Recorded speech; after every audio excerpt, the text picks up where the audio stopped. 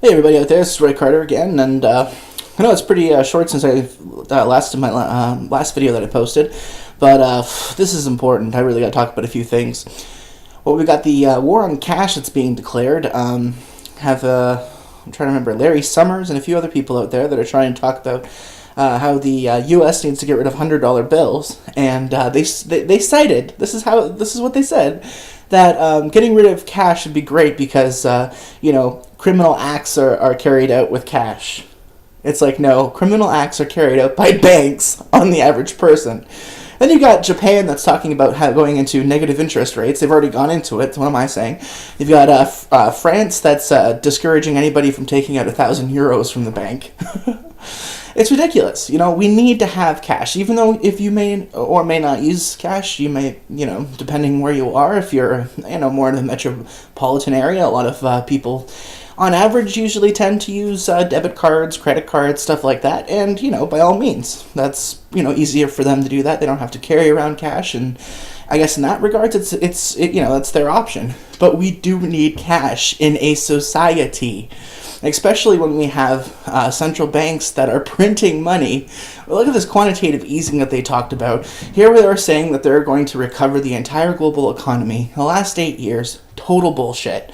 Hasn't happened. Hasn't recovered. In fact, it's only benefited the very small percentage of people that were the ones that were usually behind the crash in 2008, 2009 to begin with. So here we are talking about what's going on in the States too. I think it was kind of funny with CNN this morning. I wake up and turn on the TV to see what the mainstream government talking points are, and sure enough, the Pope again is now not so much as criticizing. I guess they asked him a question about whether or not, what's going on with, because he was in Mexico or something like that, and asking what they thought about the election over across the border in the States, and what he said was, he didn't specifically say that Catholics should or shouldn't vote for Trump, but he said any man that talks about building walls instead of bridges is no man of God. And I think that's very funny coming from the Pope, because he is practically the communist Pope. I mean, hey, there's a few things that I think that are definitely well needed. I mean, he definitely said a few things when it came to gay marriage, when it came to atheists that are good people and stuff getting into heaven. I was cool with that. I was like, all right, that's he's progressing a little bit, and I think that's kind of cool. But I think it's pretty hypocritical for the for someone that lives in the Vatican City, the worst, the hardest place to possibly immigrate to in the fucking world. And I'm sorry for swearing, but this is just when I heard him say, the whole building walls thing. When if you search how thick the Vatican walls are themselves, I think you'd be pleasantly surprised to see the hypocrisy of that statement. So the Pope, I'm sorry for Catholics. I really feel bad for him, because I'm sure they're probably not exactly too happy with the stuff that he's talking about now. I mean, I'm all for birth control. He was saying that, birth control, but then he was also trying to use the Zika fears, and he was saying those who get, who take birth control or whatnot like that, it's a lesser evil than getting Zika virus. And, there really hasn't actually been any link so far relating the Zika virus to the Microcephaly. In fact, Brazil has many different banned pesticides. I think there's over 20 different pesticides that all have, that could cause microcephaly. And I think there was only 44 confirmed cases, or a very small amount that was actually directly linked to the Zika virus. And I also think it's kind of interesting that, it just happened to be around the same areas where the Bill and Melinda Gates Foundation released a whole bunch of genetically modified mosquitoes.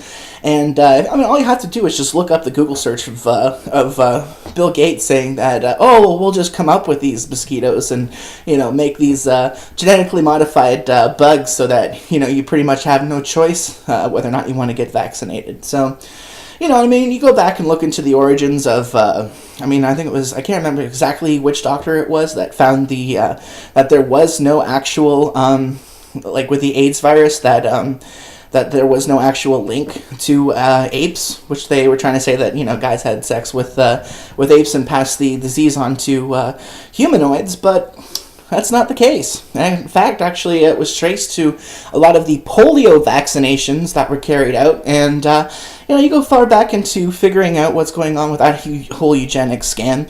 I mean, as much as people say, "Oh, Bill Gates is awesome because here he is, trying to eliminate polio and stuff," but 44,000 Indian children also suffered paralysis, which you don't really hear about that much.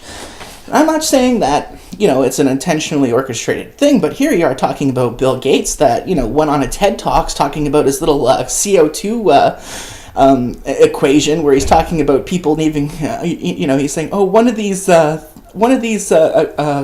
formulas have to get really close to zero, and then as soon as he's saying that, all of a sudden, it goes to the first thing. It's got P highlighted, and then he goes and starts talking about that part of the equation. It's just so out in the open now. It's not even funny. So we've got the whole war on cash, and then I also found out about Saudi Arabia when it was yesterday or whatnot. I was also Press for Earth did a good story on it, and a few other places too, talking about how Saudi Arabia is thinking about going into Syria. That's my cat. Going into Syria using ground troops, and then you've also, like I said before, with Merkel and other elements of NATO trying to put it in a no-fly zone. So here we are. We are getting close to World War III, folks. And I hate to be the one that's banging the gong and raising the alarm right now, but most people are so unaware. Here they are talking about. They're going on like the mainstream media. I've noticed so much attacks on Trump. It's not even funny. People can say what they want against Trump. I'm against Trump when he's talking about building a wall, because that's not going to do anything. The cartels can make giant tunnels underneath the wall, for one, and, anybody can easily get over a wall if they come up to it with a truck and a ladder. It's not exactly the way I can see where he's coming from and his rhetoric on that. I mean, hey, there is an immigration problem in the States. Hell, there's an immigration problem here in Canada, and that's totally manufactured. It wasn't until recently. Here they are trying to talk another thing that they just put in the Canadian news, trying to say that they're going to be giving full coverage to people coming over here for refugees, like medical coverage. And it's just like, are you kidding me? I've had a screwed up spine for the last 5 years, and I can't even get a freaking family doctor. I have to go to the emergency and guess whether or not one doctor there that's been kind of helping me out with things is going to be there.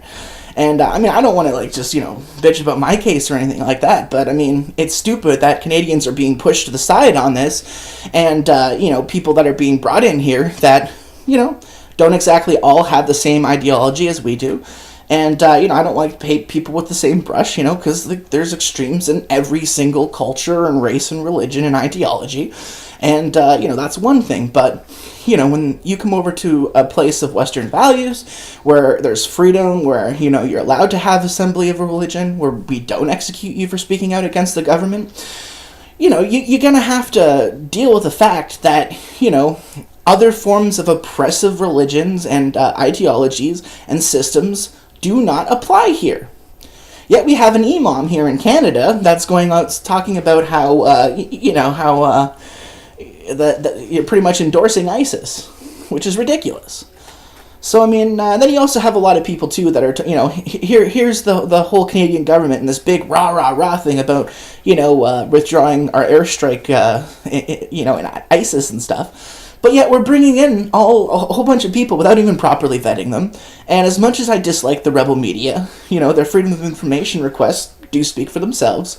And I'm kind of glad that they won their little thing against Rachel Notley from the NDP, because, banning a journalist and saying, oh, well, you're not a real journalist because we don't consider you a accredited journalist, when, they've been out there for about a year now. Before they were Sun News, yeah, they're definitely conservative. Like, here they are having all these, reporters trying to defend this Sheila, I can't remember, I think it's Sheila something Gunn or something like that.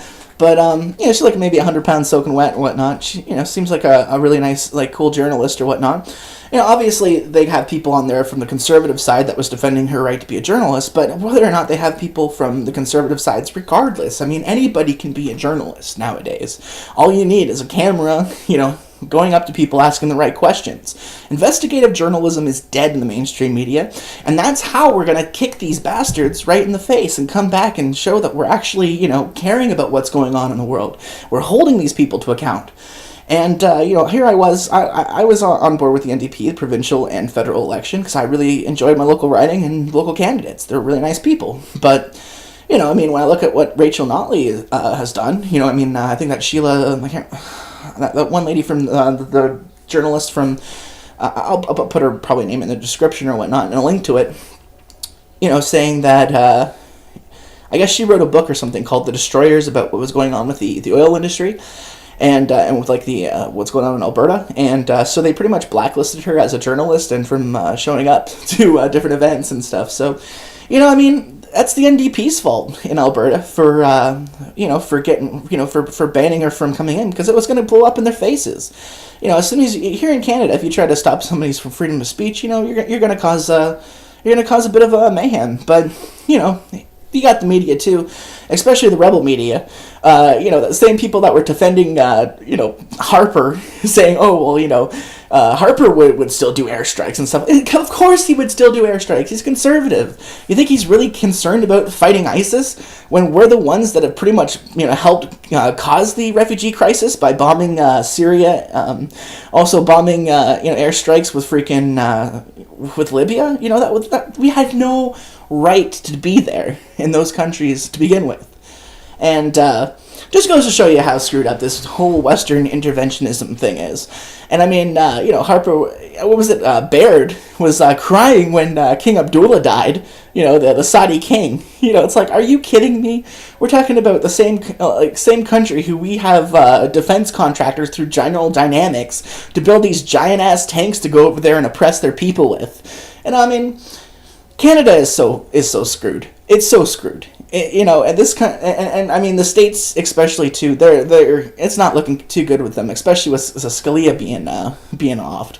And I really do think he was murdered, because there's so many people coming out of the woodwork now. They're giving. Infowars is making a good point, saying that they're giving illegals if they're found somewhere around that area, they give autopsies right off the bat, and yet they can't give an autopsy for the chief justice, the highest freaking court in the land. And 4 days ago beforehand, he blocks one of the biggest pushes by the globalists to put in carbon tax schemes and shut down the oil, no, not oil, but the coal plants in the States, and implement this whole carbon credit regime system. So it's not looking good for the States right now. And I have to say, I'm not a really big fan of Trump, but if I was in the States, I might be voting for him, because he was just talking about, he just put a bomb in the media. A bomb! Saying that he was going to release 28 pages that revealed that the Saudis were behind it. He openly went on there during, I guess he was in the meeting, he was sitting down just casually talking about stuff, and was talking, I think it was a CNN anchor, I'm not too sure exactly who it was, but he just completely laid into the bushes, and, pretty much said that,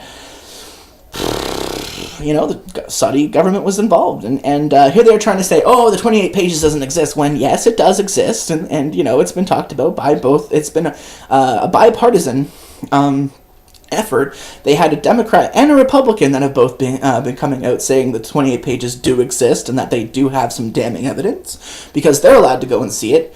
But they're not allowed to share that information to the public, which is pretty stupid. It's the same crap they pulled with the TPP. So, yeah, we are at a precipice, folks. And as much as I try to, keep saying this stuff, we're gonna have to, really tell your friends, tell your family, look into more alternative media. Shut off the TV, because they are totally full of shit. And it's ridiculous, all the stuff and the people that they're coming and attacking. The mainstream media has no credibility whatsoever, and people are sick of being lied to day in and day out on the 6 o'clock news, at the 12 p.m. news. It's gotten to the point where people are so fed up with the way things are going. Most people know there's problems going on in the world, and we're at a time right now where things are in chaos.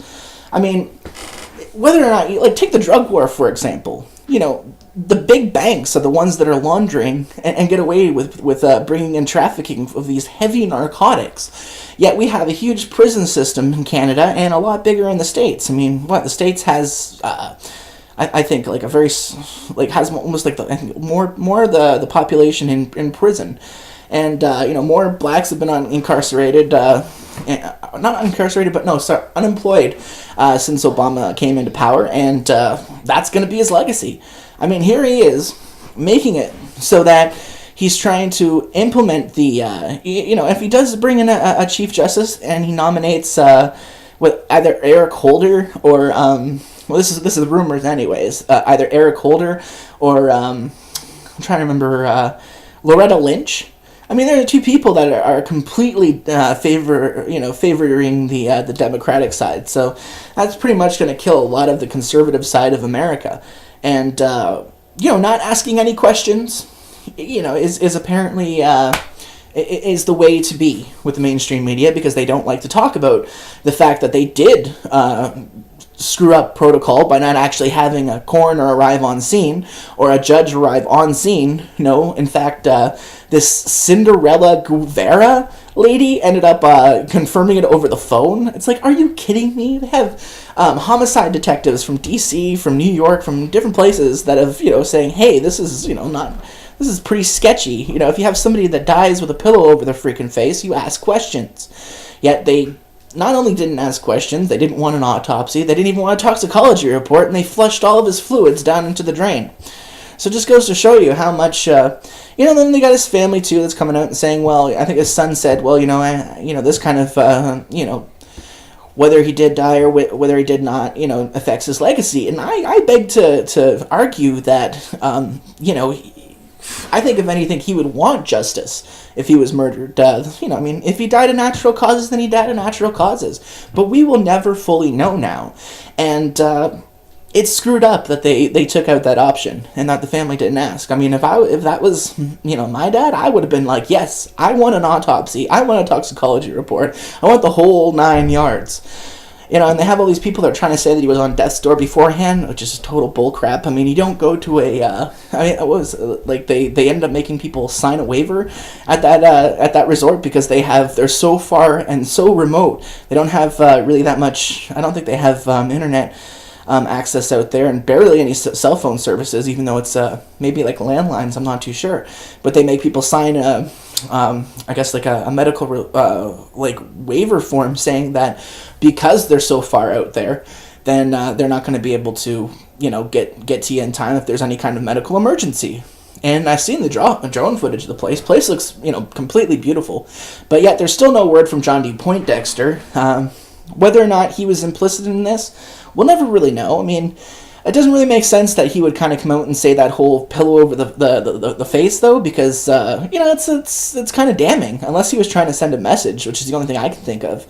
But I really don't think it was as maybe or maybe not. We won't know until he actually says something and comes out. But it's ridiculous how the judges that are in charge of this whole thing are just leaving it to the local officials. They're when it's an actual federal investigation, a federal issue that should be treated that way, and it hasn't been. It's been completely just he died, sweep it under the rug, And the fact that he was one of the single most biggest roadblocks of the New World Order agenda being passed in the States is alone worth investigating this death for. But yet, I'm sure if let's say if it was the other way around and Hillary Clinton or, Obama or Bernie Sanders all of a sudden died, there'd be an investigation in there if it was under the same pretenses. And, that's just the way it is. And, it's kind of funny how the public perception of it is completely warped, because here I was looking today at the mainstream media, all they're doing is attacking Trump. It's this whole let's try to cause division. And, that's one of the main reasons why I am liking Trump over a lot of Cruz. Even though he is Canadian, I mean, you can't get around the fact that his wife is, on the Council of Foreign Relations. And that's just one of the many roundtable groups that pretty much decide which direction the world's going in. And it's not going in the direction of freedom and liberty, I can tell you that. So, and then you've got the Bushes, which everyone knows who's done their homework, how corrupt the Bushes are, almost as corrupt as the Clintons. And I feel bad for people in the States that have to decide whether or not they choose their overlords, so to speak. And Kasich, I actually looked at his platform. He's not too bad, but for some reason he's not getting a lot of attention on the Republican side. And I could really care less in that regards. But I wouldn't mind if the thing about Trump is that you pretty much have he's an authoritarian. There's no getting around that. If I was American and I had to vote, I wouldn't be going 100% for Trump. I'd be kind of like I don't know. I probably would decline my ballot, to be honest with you, because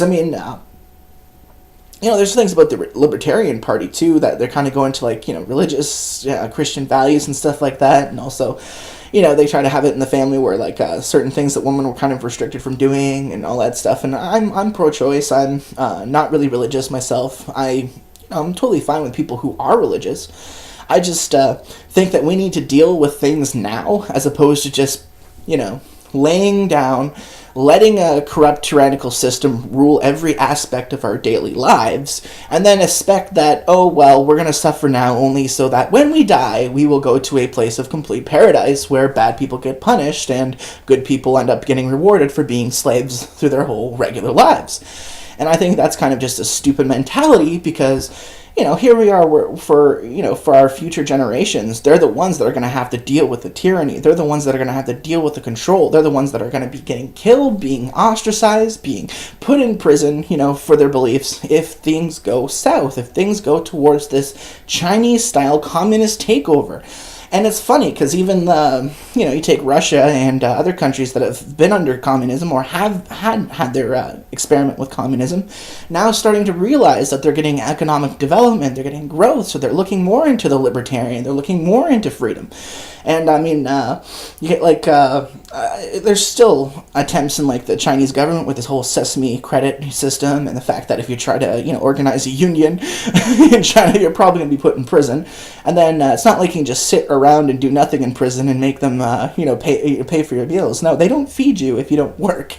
So it's just another way for cheap labor. So it's you're pretty much making a really low amount of money, and then if you're not in prison, and then if you do get thrown in prison, then you're working for about a tenth of that, but the same hours. So if you don't say anything, they put a bullet in your head. You're lucky to get that anyways. But that's also, you look at Russia too, and it's very surprising that they just kind of decided to slow down their production of oil. Same thing with Saudi Arabia. Saudis are at the point now where, Yemen wasn't doing too well for them, and they're trying to get the Western powers on their sides, and it's kind of an iffy thing right now. You got the whole proxy war in Ukraine, you got the whole situation, what's going on now with them trying to establish that whole thing in Libya, which I've already mentioned before. So, it's just kind of crazy what's going on right now.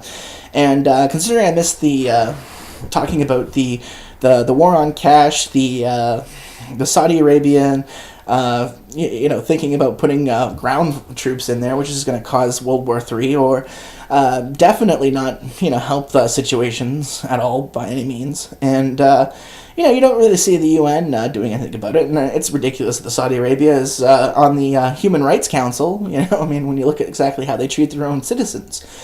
So, that's pretty much what's going on right now. I had to say something out against it just because, guys, we are... you got to start telling people to wake up. You got to start telling people to do their own research. Shut off the TV, because it is not helping. And I've never seen such opinionated journalism before. It's almost like they've got the same talking points, the same attacks, the same things I hear them talk about. And it's all about taking out people who aren't establishment. That's all that's going on in the U.S. Politics. And I mean, I'm surprised Canadians haven't woken up and gone over to where Kathleen Wynne lives and, like with pitchforks and freaking torches, because she has ripped us off. I mean, people were bitching about the gas plant scandal during their election. That was only $1.1 billion. And here we are, $37 billion for Hydro One that they've overcharged Canadians. I mean, it's at the point where it's like, are you kidding me? Oh my God! And you got like feminists getting angry in Toronto, taking that Gregory Alan Elliott guy to court over Twitter posts and stuff like that. And Twitter's dying. They're not doing too good right now because they're talking about having like they've been censoring conservatives, and same thing with Facebook too, which is why I don't really use their platforms as much. I mean, I might just start making I did have a Twitter account because the whole thing with it was more for like during the NDP provincial campaign and federal campaigns, when I was helping them out to just kind of like see what the competition was saying and see if there was anything that they pretty much could use against what they were doing in their arguments, or posted on Twitter or whatnot to kind of win the electronic battle that way. But I'm completely out of the NDP game. There's just they're too friendly with the UN. They are completely on the side of the Ukraine neo-Nazis. And hey, you know what? I'm not a fan of Russia. I've said this many times, but we've got to do away with this whole notion that you're either versus with the East or with the West, because it doesn't excuse the atrocities that are being carried out by both sides. So I mean, we got to put our foot down, and the UN should really do what they were supposed to do. Peacekeeping freaking entity. They haven't done that. In fact, when it comes to sanctions, the UN is practically the economic warfare declares of the world. They are the committee that says, okay, well, you didn't, we don't like the way that you did this, or we don't like the way you put this government in, so we're going to heavily tax you, or make it so that you can't buy our goods. And what they did with Russia initially actually hurt a lot of economies. Like France, for example, were hurting. A lot of the farmers have been protesting left, right, and center because their profits have gone considerably down because of this. And say what you want against Russia, banning genetically modified organisms is probably a good idea. I mean, I'm a big guy. I like food, and it's my weakness. But I also know that the stuff I'm eating and the stuff that I'm going to be putting in my body, whether or not it's good or not, and doesn't excuse things any, that's for sure. But I'm still trying to do what I can to get in shape and whatnot. Having a screwed up spine right now is kind of a pain in the ass, because as soon as I go outside when it's snowing and ice, I've already slipped once. I had to go to the hospital because my back's already screwed up. So it's kind of limited my mobility until the springtime. Once that thing gets better, then I'm going to be heading out to the pool again, losing some more weight, which I did before, so that's good. But getting back to more of the geopolitical, economic side of things, I think I'm going to be doing more reports, because just seeing how things are just kind of like getting to the wire, things are speeding up. Whether or not you're paying attention to the American politics, whether or not you're paying attention to the outright scandals and abuses of powers here in Canada or other different countries. This is why I like to also bring a bit of a Canadian perspective of things for people out there who may not know what's going on in Canada. You might be from the States, you might be from the UK. I talk to a lot of people, also try to respond to a lot of different channels, but that's been kind of a pain in the butt right now, because I've gotten to the point where I've kind of just subscribed to so many channels that trying to keep up with all those videos that they're putting out, and also trying to do stuff in my own life right now too, is very time consuming. In fact, I'm spending anywhere from about 6 to 8 hours a day on average, just going through news articles, going through what people are posting on videos and stuff like that to get the information. And, for people that work, a solid 8 hours or more, it's getting to that point now where the economy is not, the last 3 days they try to say, oh, well, we had this huge rally, and there's so many holes in the economy right now, and the stocks are pretty much reliant on wash trades, which are companies buying up their own real stock with their own money and borrowing at very small interest rates, having these loans at 0% or 0.1% interest rates where they can pretty much don't have to pay it back for like 20, 30 years. So, God forbid they go bankrupt, then it doesn't really matter anyway. So, here they're talking about Deutsche Bank possibly being insolvent right now. And I think Max Kaiser did a really good, on his last video for RT, when he was doing the Kaiser report, really kind of brung things home about just how many holes there are. All these tiny little thousands of paper cuts that have been going on in the economy, and they've tried to patch it up with, globules of quantitative easing money, and it hasn't really done anything. In fact, it's completely screwed over manufacturing. It's completely screwed over the working class to the point where they're also called the working poor now. And I mean, in the 90s, we felt a little bit of a pain, a little bit of a pinch because of the whole recession and everything, but it wasn't nearly as bad as what it is now. Because in the 90s, we were just kind of realizing, and also into 2000, that, we're having this huge technological boom, which, was pretty much, China was just, prospering because of this. But it's at the point now where, we've given up so much of our production over there, and the production costs are so cheap. But we've gotten to the point where even though the production costs are so cheap over there, the demand is kind of lowered because you're not having as many people that are having good jobs that can go out and buy good things. So, they don't realize this when it comes to the whole trade agreement thing. They'll give you all these ridiculous complex formulas and algebraic equations about, how free trade is good. It might be good in for a small group of people in the beginning of things, but when you look at how it takes revenue, how it takes jobs, and then it makes it so that people don't have the money to put more into the economy, or when you privatize institutions and you make it so there's not enough tax revenue that's coming into different governments, and whether or not you believe government is necessity, or whether it should be a thing or not, is really regardless of the point, because it's being carried out. It's practically the way we do things.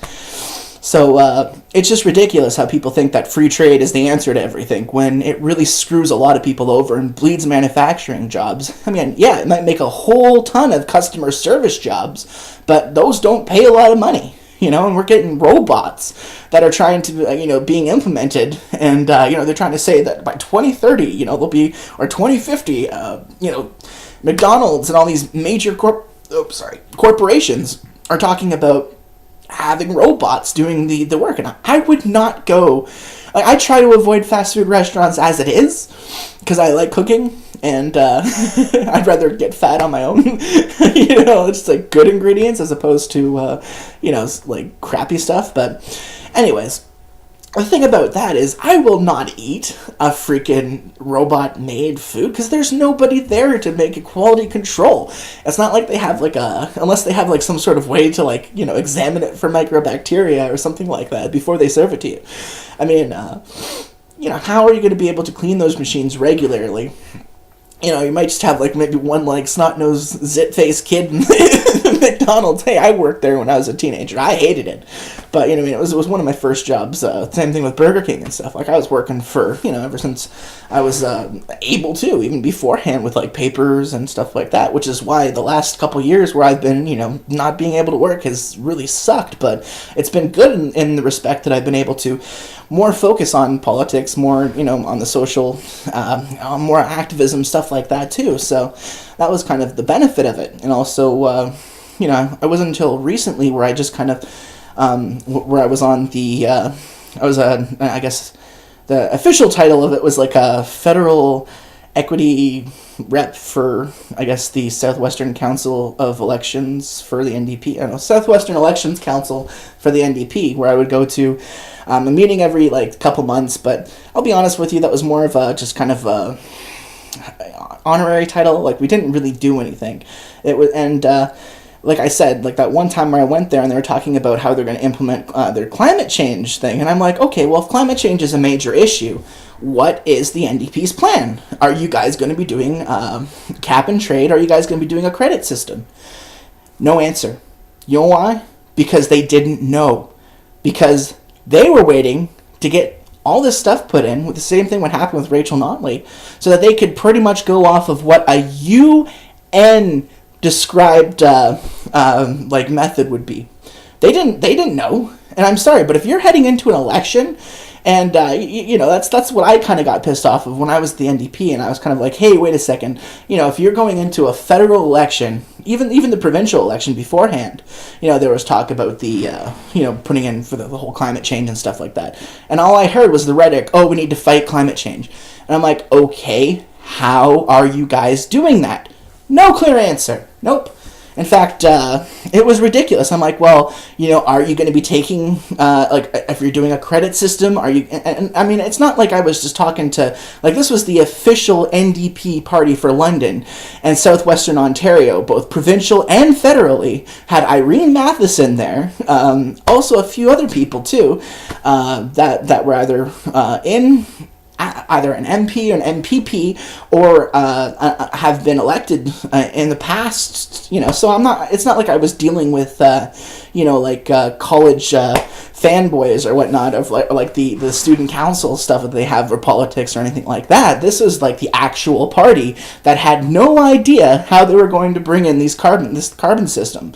And I thought that was very dangerous and very bad policy because, I mean, if you're going to be going into something that big that's going to be affecting, Canadians and affecting a huge sector, like Alberta, and you know what? Mulcair can say all he wants that oil is only 2% of the economy here in Canada, and he may be right.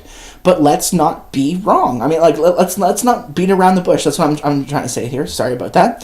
That our dollar is heavily tied to commodities. So to say that that it's insignificant is completely erroneous and very harmful to Canadian politics and very harmful to Canada.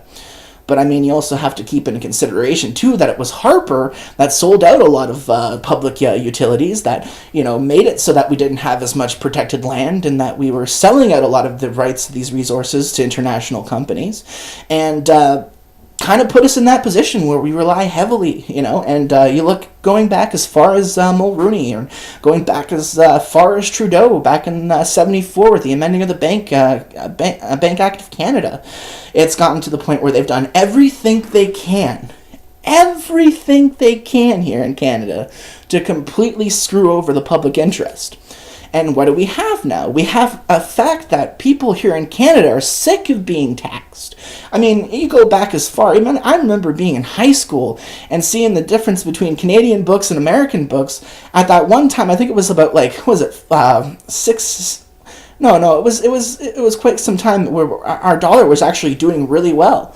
I mean, you take back around 2009, because of the huge hit that the U.S. took, and then Harper inflated the, the Canadian mortgages and housing. I can't remember. I think it was a CM.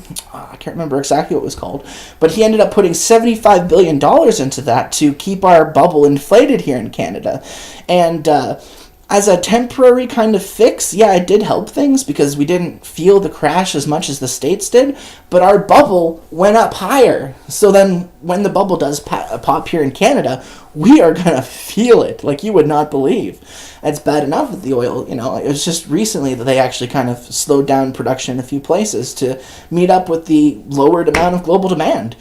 And, that's good for the average consumer. That's good for the, the regular average day Joe that's, driving, maybe 30 clicks to 100 clicks to work every day. So, that's good for them. But in the long run, it's not exactly good.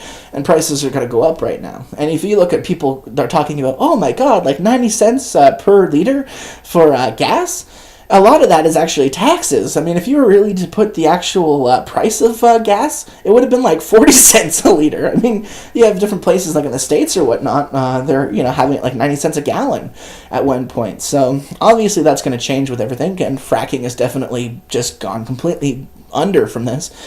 Same thing with the whole exploration and investment in shale gas, which I've talked about before, and I'll continue to talk about for people that are like, natural gas is the answer. It's like, no, it's actually kind of polluting and not worth it. So you're wasting more money looking for actual effective gas wells than you are looking for the actual, because they don't last that long. It's very rare that you can actually find a very, like I guess a well that's going to last for a good 5 to 10 years. So, but anyways, on that note, we're definitely at the point where people got to be a little bit more vigilant. I'm going to start looking into ways of going to try to get out there more, and there's obviously there's a limited amount that I can do, but I'm just going to try to advertise this channel more than I can. Try to talk to people, even on the street if I can. It's gotten to the point where I've been talking to a lot of people in like the comment sections and stuff like that, and that does get word out.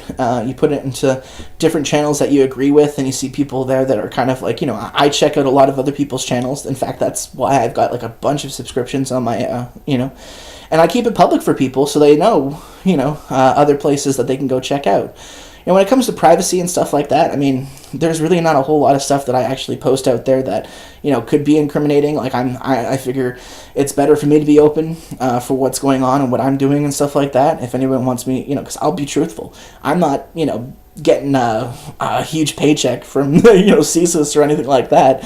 I'm definitely not an agent who's, going to go out there and start fighting with people. In fact, I think people all have different opinions, different different causes and stuff that they fight for, and I'm not gonna call for somebody to be censored even though I don't agree with them. In fact, I would actually be more into having like a philosophical debate or an actual conversation with them, because there might be few things or a few facts that they're going on that I might not know, and that's just the way it is. So I'm not gonna go too much into that, because that's just kind of like a general that's not exactly talking about specifics of the news right now, what's going on. But, I'm going to be doing as much as I can to try to maybe even do like a daily report, kind of like the X22 side of things, where he does his channel, tries to do what's going on in the news. So I'll try to post some links into the description, but I'm definitely more about making original content, not putting stuff, because I was doing a few videos with the Economic Collapse series where I was showing different like websites and stuff like that, and I was kind of reading, like I read the TPP and 6,000 pages. It's ridiculous, like, oh my God, it pretty much, you need to have a legal understanding, because a lot of the stuff, it was really hard for me to understand, and a lot of the stuff could be openly interpreted in many different ways, and but it's not good. It does not look good. This intellectual privacy thing, this whole sharing links, it's ridiculous how they're trying to push it, how they're trying to go after encryption. Here they are saying, oh, well, we knew that there was going to be a Paris attack, but we didn't exactly know for sure because we weren't able to read their encrypted emails, which is like, are you crazy? So we need to have more. So we have to give up completely every single private right that we have as citizens. And so I was playing this game called Helldivers. It was free for PS4, and I was just kind of looking into the lore of it. It's all like, talking about like having mind control in public spaces and like all this stuff. I'm like, oh my God, this is the States in about 20 years. Even though it's a video game and complete fiction, it's getting to the point where I'm thinking, oh Jesus. But anyways, aside from that weird nerdy little point that I put in there, it's gotten to the point where we really have to be vigilant what's going on, and call it for what it is. You might not have the same opinion as everyone else, but go out there, talk about it, do videos, do content. If everybody is the media, that's a good thing. That means that we can weed out who's actually full of shit and who's actually genuinely trying to talk about something they believe in. And I'm not for tearing down people that I don't agree with, their channels and stuff like that. I mean, there's plenty of points that I do agree and I don't agree with. And, but that should be judged by your own discretion, by research, by seeing where the criticisms lie for different arguments, and even looking into maybe the possible character of people that run different media outlets and stuff like that. I mean, like, I like Pete Santilli, but I don't like him as a person. I like his work, but I can't stand him as a human being, because you hear is just complete tirades and stuff like that. Same thing with Alex Jones. Maybe he's one of those guys you could actually have a beer with or whatnot, but I guess when it came down to actually people who I do agree with and who I wouldn't mind like actually kind of meeting in real life, would kind of like a cool thing if I ever bumped into him, would be kind of like Luke Rudowski. Kind of like James Corbett. He's always had a good head on his shoulders, and I really admire the fact that he does a lot of open source crowdsourcing for a lot of his, so he goes to other people and, gets them to post stuff on his website, and I really think that's a great way of doing things, because it builds communities, and it is a solution as opposed to infighting amongst the people in the so-called truther movement that like to practically just say, argue all freaking day long about whether or not something is a false flag or not. And that's not the way to do it. That's just going to make people laugh at you and be like, haha, you're a conspiracy theorist. The main people who are completely brain dead and not awake to this thing. As opposed to somebody who's like, you know what? My future's screwed. My kids' futures are screwed. The mainstream media lies about everything. People are getting sicker. They're trying to pump us with all kinds of crap. And, here's some people that are actually saying a few things that make sense. And that's the way that, media outlets need to approach this from. And, I like channels that go out there and actually try to come out with answers, as opposed to just talking about, what's wrong with the world. I mean, I don't have all the answers myself, and I would wish that I would have a lot of different things out there, but, there's only really so much that I can do myself personally, but, just making a video every now and then, and I'm going to be doing it more regularly, of course, because, and also going to be coming up with an economic collapse series soon, because I put a whole lot of work into that, and I haven't released it, and going to be doing that very shortly, too. So, stay tuned, everybody, and I'm going to be doing my thing, and keep on rocking the free world as long as it's free, and I will talk to you later as soon as something else enrages me from the mainstream media or is in the news that I feel like I should talk about. Alright, well, peace out. Have a good one, guys.